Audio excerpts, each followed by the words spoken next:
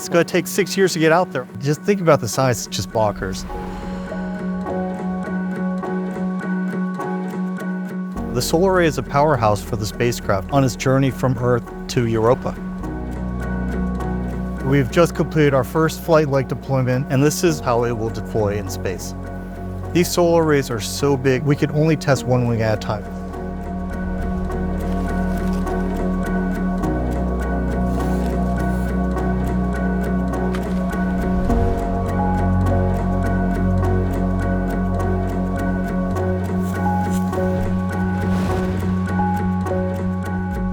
These solar arrays are really unique in that not only do they need to survive extremely cold temperatures, minus 400 degrees Fahrenheit, it's also meant to survive the extremely harsh Jupiter radiation environment.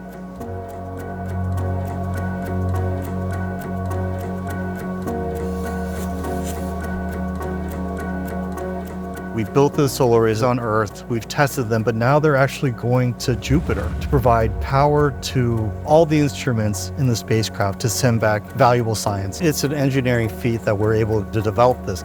It is extremely exciting for me to be part of that.